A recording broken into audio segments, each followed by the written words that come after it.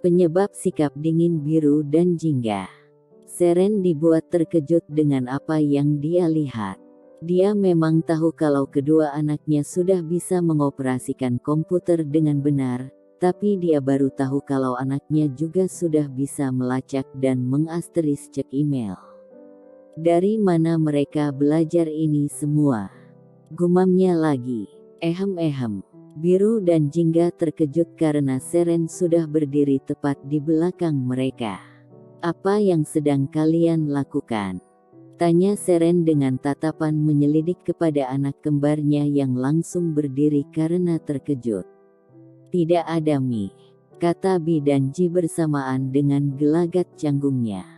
Mereka saling menatap seperti memberikan isyarat. "Mati kita, ketahuan Mami. Pasti nanti ngadu sama Papi. Kalian nakal lagi." "Tidak." "Lantas tadi itu apa?" Nada suara Seren terdengar datar dan bersamaan dengan itu Juda juga tiba dan berjalan di belakangnya. "Kami tidak melakukan apa-apa kok Mi." "Biru, Jingga."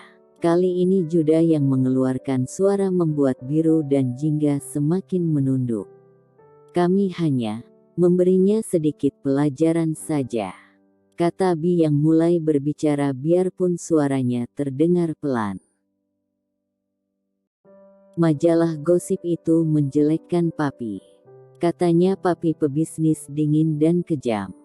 Ji kemudian menambahkan. Juda dan Seren tertegun sesaat dan mengernyitkan alis mereka bersamaan. Bagaimana mereka bisa mengambil tindakan seperti itu? Guman Juda. "Bi, Ji, bagaimana kalian belajar melakukan itu?" tanya Seren dengan wajah penasaran. "Apa?" Biru dan Jingga saling menatap satu sama lain, mereka tidak mengerti dengan apa yang dikatakan maminya.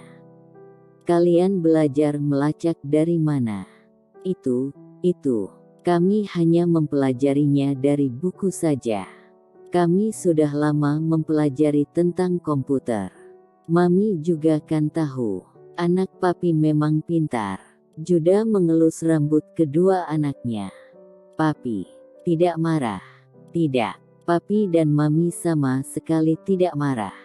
Biru dan Jingga saling menatap dan tersenyum sambil menghembuskan nafas lega secara bersamaan. "Yuh. Oh iya. Kapan Papi akan mengajariku tentang bisnis?" Biru bertanya dengan mata berbinar. "Kamu serius Bi?" Juda berusaha memastikan. Biru menganggukkan kepala dengan cepat kemudian berkata, "Tentu saja Pi. Baiklah. Papi akan mengajarimu setelah pulang sekolah.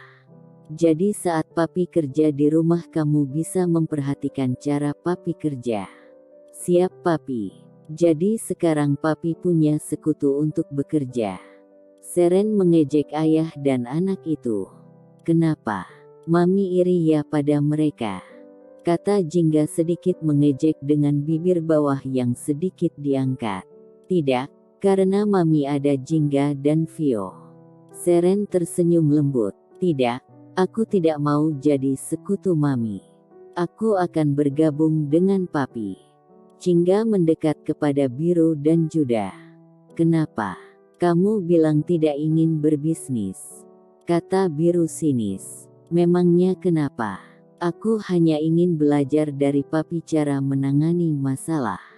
Supaya nanti bisa melindungi keluargaku, iya kan Vio?" "Kenapa kakak Ji panggil Vio?" tanya Vio. "Tidak ada Vio. Kakak hanya mau sebut nama kamu aja," kata Ji dengan senyum yang dipaksakan sambil memegang wajah Vio. Sudah. Vio sama Papi aja. Biar kakak Bi sama kakak Ji belajar lagi." "Oke." Juda mengangkat Vio dan menggendongnya menuju ruang keluarga. "Oke Papi." Senyum Vio begitu manis dan lucu, sangat menggemaskan. Seren tersenyum bahagia melihat keluarga yang dimilikinya. Karena sekarang hanya ada mereka dan ibu gadis yang dia miliki di dunia ini. Kakek Dirga, Kakek Wijaya dan nenek Julia sudah meninggal beberapa tahun yang lalu. Dia akan berusaha menjaga dan melindungi keutuhan dan kebahagiaan keluarganya. Keesokan harinya di sekolah, seperti biasa Biru menjadi pusat perhatian. Dia dikerumuni oleh anak-anak perempuan.